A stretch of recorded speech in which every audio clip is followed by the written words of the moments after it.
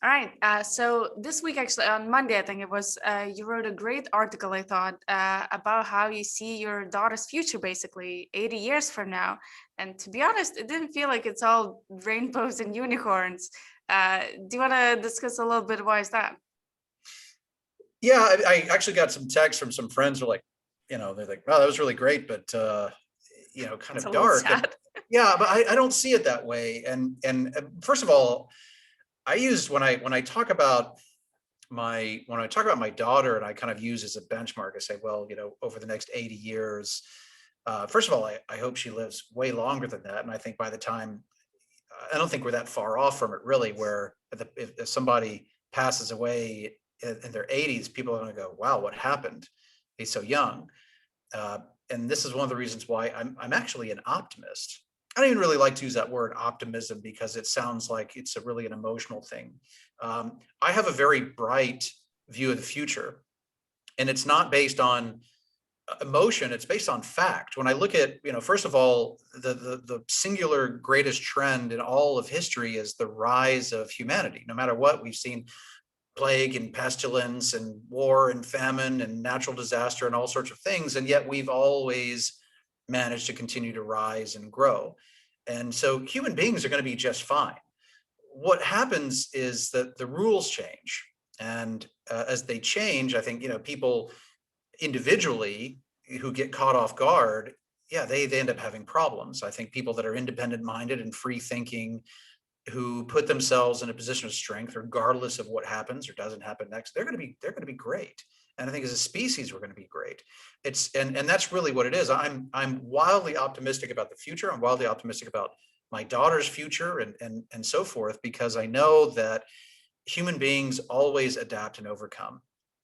And I think by the time, again, 80 years, I think it's going to be nothing. I hope she lives for an incredibly long time, um, way beyond that. But I just think the things that she's going to see in her life, we have to be rational about it. We can't have an emotional attachment to these things, because we've been talking about this since the beginning of Sovereign Man, going back 12 years, Yeah. that dominant superpowers always change. Reserve currencies always change. There was a time when the most dominant superpower in the world was the Assyrian Empire, going back thousands of years, so long ago that even Julius Caesar was closer to our own time than he was to the ancient Assyrians. I mean, that's how far back those guys go. And they probably thought they were going to be around forever. They were going to dominate the world forever. And yet Yeah. now, at this point, like, hardly anybody even knows the name. There was a time when the Mongols were the dominant power, and the Ottomans were the dominant power. The Byzantine Empire was the dominant power, and the Byzantine gold solidus was the dominant reserve currency in the world. And of course, that changes. So it would be honestly quite arrogant and a little bit silly to say, the U.S. has been the dominant superpower in the world, and that's the way it's always going to be. Because the French said that in the 1700s, and the British said that in the 1800s, and the Byzantines said that in the early Middle Ages. I mean, everybody always says that. The Venetians said that, the Mongols said that, the Assyrians said that, the Romans absolutely said it, right? So Yeah. these things can and do change, and I think that's really was the point of it. And what I think my daughter's going to see in the course of her life is, we were just talking about trends. We're talking about these rational trends to say, look, there's an enormous amount of debt. The deficits are ridiculous. Social Security is already basically going bankrupt. This isn't me saying this. This is the Social Security Administration. This is the trustees Yeah. who are in charge of these like giant public trust funds saying it's gonna run out of money, guys. This is not a controversial statement. This is something that's publicly available information that's signed by the Treasury Secretary of the United States. This is not some conspiracy theory. It's not fake news, right? So these are things that my daughter is going to see in the course of her life, probably even as a young adult, is the displacement of the U.S. As the largest economy in the world, the displacement of the U.S. as the dominant superpower in the world, the Social Security running out of money, all these things that she's going to see. And sort of tongue in cheek, I say President AOC. And maybe that happens, maybe not. But what I think is, we look at these trends. That's what we do at Sovereign. We look at these trends. Hmm. And I think the So yeah, trend is pretty obvious, in terms of where that goes, where things are going politically. how do you actually see the future? Let's say 50, 80 years from now. I hope 50 to 80 years from now, my daughter is still considered a very young woman. And I think that that's the thing why I'm optimistic, because I think that technology will continue to get better and better and better. And that's the thing that's kind of always sort of lifted human beings out of caves, and out of huts and so forth, is our ability to create new technology and learn, and continue to learn and grow. And that's going to continue to happen. But I mean, in terms of the rules changing, like, look, it I have no pleasure in saying this. I derive absolutely no pleasure whatsoever. There's a big part of me. I try to not get emotional about it, but I don't like acknowledging that China is most likely going to displace the United States as the dominant superpower in the world, the most dominant economic force. By many accounts, it already is. Um, I look at, for example, the agriculture business that I started some years ago, which has become a huge player in the industry and in its particular industry. China is far and away our most important market. And I know there's so many businesses and entire industries that are like that. And so, I mean, in many respects, it feels inevitable.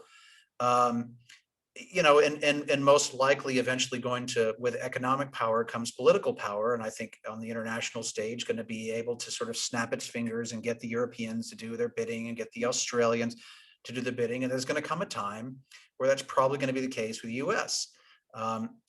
This happened, for example, in the Suez crisis with the Brits back in the 50s. And, long story short, this was sort of the moment that the Brits knew that they were no longer the dominant, power in the world. I mean, obviously, economically, the power transferred to the United States long before the 1950s. But with the Suez crisis, it was really the Americans that said, "Nah, we're not really interested in that. We don't think, you should spend your time and money on that. So why don't you just sit that one out?"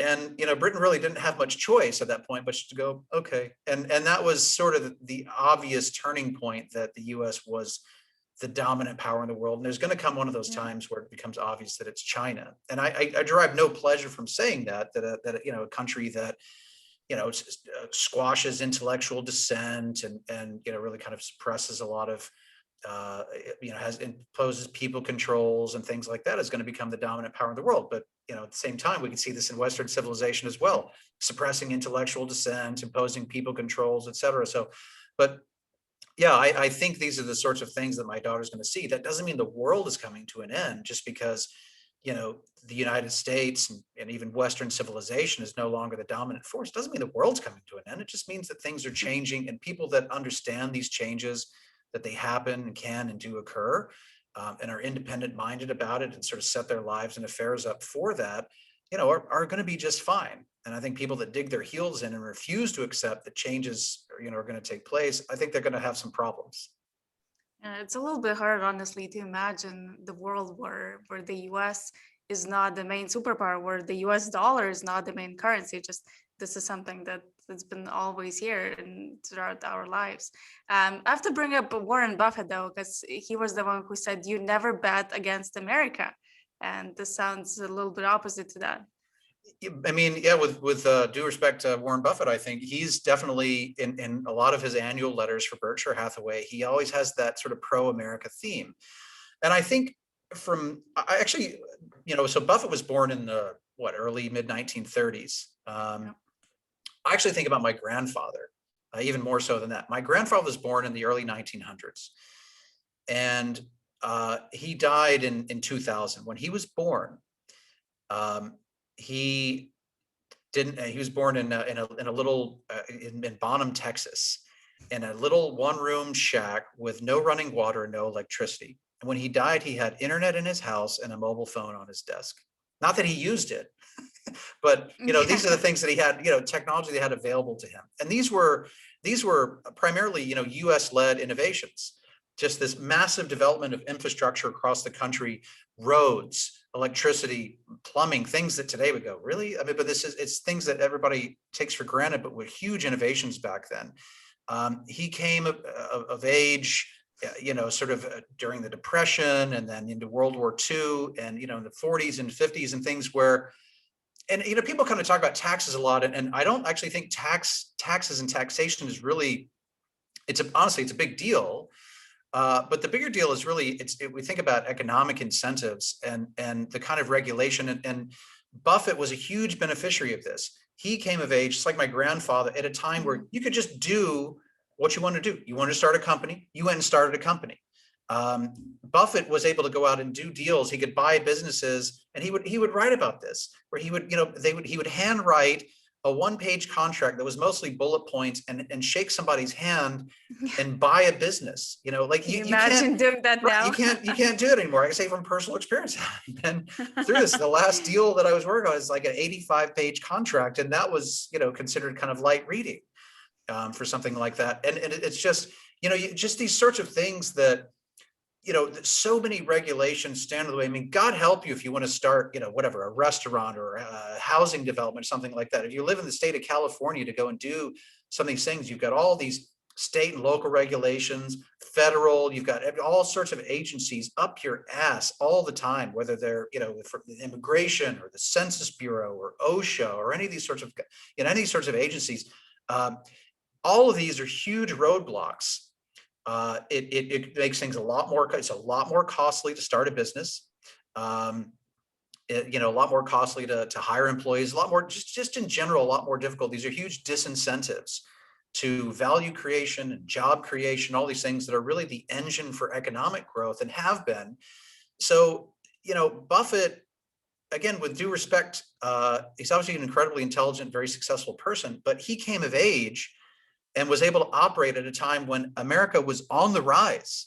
It was the golden years, the economic golden years for the United States. So it's easy for him to say, you never bet against America, because that would have been the dumbest thing to do in the 1950s when he, kind of came of age. He was in his 20s and started getting out there and, learning from Ben Graham and starting to invest and buy companies. It would have been the dumbest thing to do, to bet against the United States, because that was the time the United States was, you could just do what you wanted to do. And you didn't have, like they had a huge plague in the late 1950s. They didn't shut down the schools. They didn't shut down the economy. They didn't take on trillions of dollars worth of debt. It was a huge flu pandemic in the 1950s. They didn't do any of these things. And you just look at the differences between, sort of life and just the economic, the way that people were allowed to prosper back then versus today. And today, it's just so different. Today, it's so different because it's not even about the taxes they want to tax you. And of course, that's bad. And it's irritating, but for different reasons, even than the raw numbers. It's really just the insane levels of regulation that stand in your way as an entrepreneur, the huge disincentives to create jobs, create wealth, to create value, to do good things for the consumer. And honestly, it's very anti-competitive. It's very inflationary.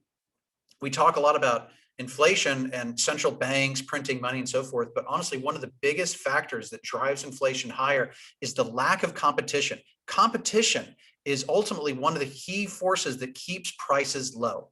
Because when people are allowed to compete, it's the business that's able to produce the product or service better, faster, cheaper, more efficiently than anybody else. That keeps prices low. Right? It's not politicians. Politicians think they can legislate inflation away. That's absurd. Right? It's the market that actually does that. And when you create disincentives to competition because you make it so freaking difficult to do these things, you want to go and build houses in California, Godspeed. You want to go start a restaurant somewhere, Godspeed. You need all the luck and will and everything to deal with all of these things. And that's inflationary because you're preventing competition. And so they go and the president goes and signs an executive order because he wants more competition. You don't order competition. I mean, it's just absurd.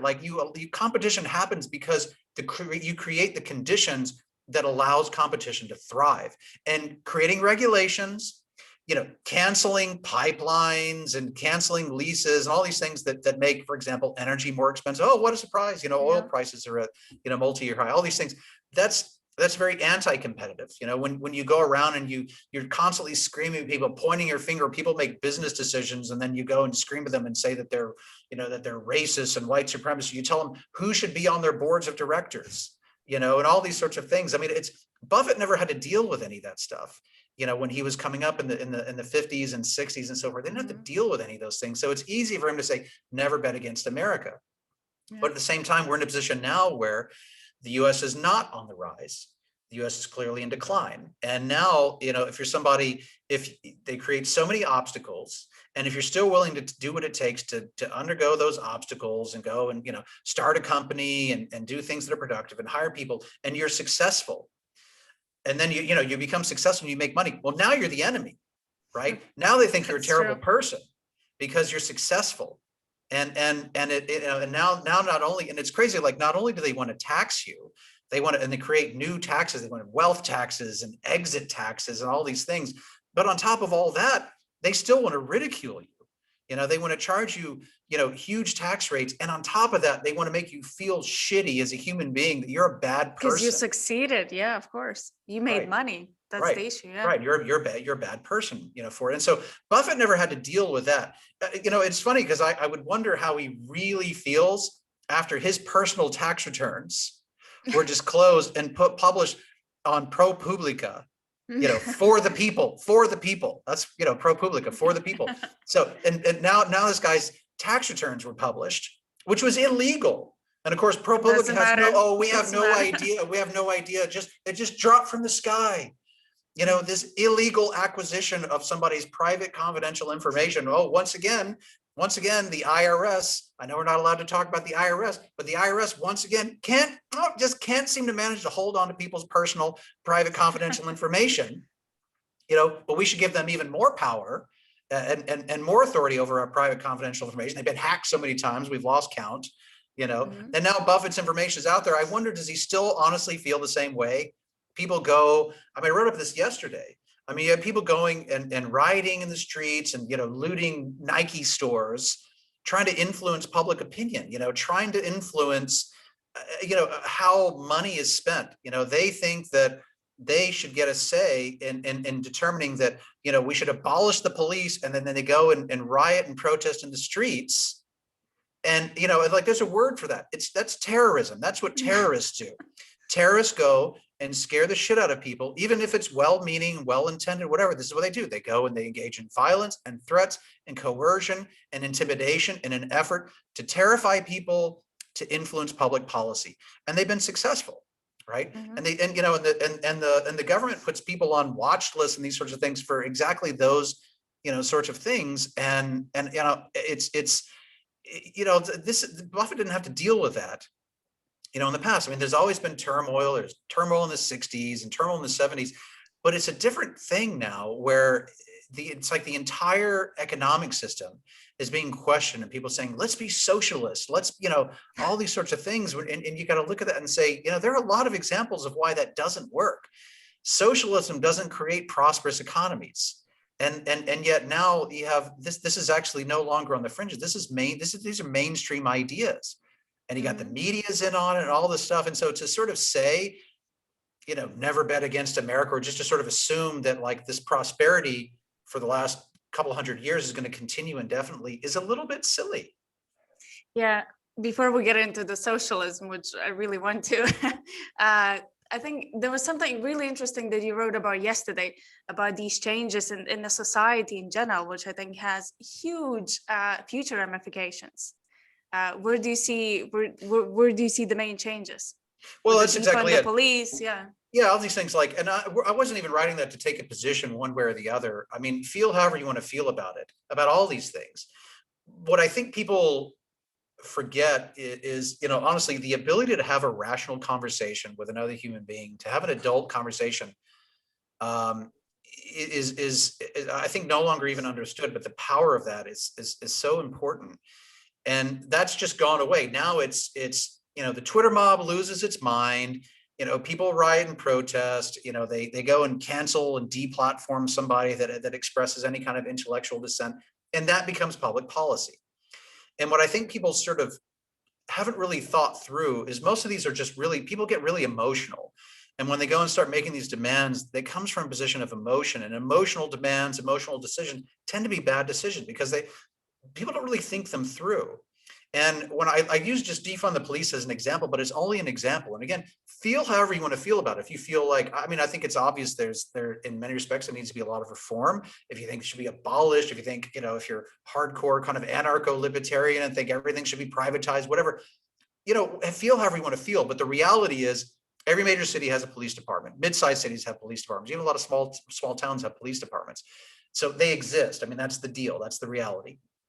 And if you want to destroy something from the inside, this is how you do it. Because now, when you think about it, I use the example of the military. The U.S. Army in the 1970s was just totally demoralized. And it took like a decade and a half to rebuild that. And they were damn lucky that they were able to do that. It took a lot of really strong leadership and dedication to really rebuild the military that had been morally decimated with, because they were just, nobody wanted to join the Army in the 70s and, even the early 80s. It was a convicted felons, guys that were given a choice by the judge: join the Army or go to jail. That was the quality of recruits that they were getting. And it's really hard to build a great organization when you're not, getting consistently high quality people. And so this is what it is with defund the police. Who, what 25-year-old, who's got a whatever master's degree in criminal justice, and is patriotic and wants to serve. Who wants to join the police now? Because now you're going to get spat on just like soldiers in the 70s and say, instead of being called baby killers, they're being called white supremacists. And it's incredible, like a routine traffic stop, and you're just called all sorts of names. I mean, it's got to be totally demoralizing. Your local politicians are turning their backs on you to the point that now entire units are resigning en masse because they don't want to deal with this shit anymore. Their politicians are selling them out, but the politicians that they're serving are saying, you're bad people, you're terrible people. We're going to cut your money. We're going to cut your budget. You hardly have any budget now left to train. You get whipped through 6 weeks, 8 weeks, 10 weeks of training, and then you put out in the street. And then now you're scrutinized to the point that if with this extremely limited, most people don't realize this, and this isn't some like long tirade to sort of defend every action of the police, but just to have a basic understanding. If you're in a very high crime place, for your average cop, especially somebody with only a couple of years of service, the average sort of gang member has way more experience in sort of street violence and firearms and so forth than the average cop by far. Most police rarely, if ever, draw their weapon, and with the intent of where they actually have to use it. Whereas some gang member, they do that every day. It's no big deal, right? And so these cops who don't have a lot of experience and are poorly trained, and now there's so much scrutiny, and they do the wrong thing, or they miss a shot or whatever, and it's just all the stuff in the heat of the moment, and they have good intentions, they're trying to save a life and whatever, and then they end up going to jail. And so, and I'm not even saying that's right or wrong, but I'm saying if you're a young person, who wants to put up with that, when shit, the government's going to pay you a bunch of money to stay home and do nothing anyways, right? So why be a cop? And so the point is, like, when you think about the sort of quality of people, and I'm sure there's still some great people joining, but the quality of people that are going to be joining might be, I think it's safe to say, lower, if not even non-existent. And so you think, fast forward 15 years, and if you have somebody who's sort of scraping the bottom of the barrel that just has nothing else going on in their life, it's just maybe in general a terrible person, saying, well, hell, the police departments are desperate, they'll take me, and somebody that's just kind of a low life. And now 15 years from now, that guy's like a police captain and is making decisions, and if you think about that from an aggregated perspective across the country, you have all these people now that are in positions of power. That's kind of scary, right? And so that's something that takes decades to fix that, the cultural issues that you kind of decimate. Now, it's the same in the school system, where they're just vanquishing the schools. When you think about culture in universities, how these universities have become hardcore, fanatical, woke Marxists, and somebody that wants to come in and say, we got to change that culture, good luck.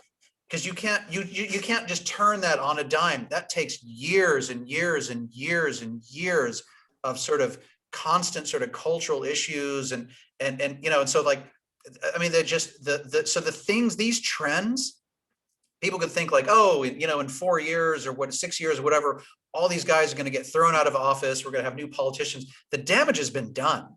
Yeah. And over the next couple of years, as these trends persist, the damage is going to continue to be done. And by the time 4, 6, 8 years goes by, the destruction is going to be so profound. It will take decades to unwind all that damage in the schools, the police and all these different institutions, even in the military, because they're bringing this woke bullshit into the military as well. Even in basic, just the general pursuit of knowledge is become so, sort of as an institution, has become so politicized. I mean, it's like everything, even, I mean, just as a relevant issue, virology and immunology and epidemiology have become excessively politicized, where you can't express intellectual dissent because that means that you support Orange Man or whatever. It's so stupid. Biology is politicized. Mathematics is politicized. Yeah. History, the English language, all these things now become heavily politicized. So even the basic pursuit of knowledge now is this sort of, it is heavily skewed, politicized, conflict-oriented institution. It's ridiculous, and that's not something that just goes away. So these trends, the damage they do, I mean, you can think about it as like a horrible disease that just wreaks havoc on your body. And even if you're able to go in and cure the disease eventually, it doesn't mean that your body's just, oh, the next day you get up and run a marathon. No, you've got years. You got to put in the work for years and years and years to get your body back to heal fully from that terrible, debilitating disease. And that's really kind of what we're looking at here, which is why I say, when I look at the future and I think about the things that my daughter's going to experience in her life, yeah, she's going to, just look at the trends. I mean, the U.S. and the West, they go and lock people down, pay people to not go to work, in debt future generations up to their eyeballs. They have a $2 trillion deficit for 9 months, for the first 9 months of the fiscal year, and they think they're doing good. They think that's good. Social Security is going to run out of money. They want more regulations, less competition. It's all this fanaticism about it, whatever it is, whether it's about the climate or whatever else. And again, I'm not even saying those aren't noble ideas. What I'm saying is that there's a cost and there's a benefit, and nobody really ever does a rational analysis. Nobody did that with COVID. Nobody stepped back and said, there's a couple hundred kids that have died of COVID. Is that worth closing all the schools? Is that worth, what is the number? 397, whatever it is, children under the age of 18 that died of COVID. Is that really worth closing the schools? Is that worth the mental pain and anguish that caused so much trauma on an entire generation of young people? Is it worth it? Where was the rational analysis? Where was the New England Journal of Medicine? To do that analysis, say, is it really worth it? No, because anybody that ever brought that up was canceled, was deplatformed. And like award-winning, peer-reviewed epidemiologists canceled because nobody wanted to hear it.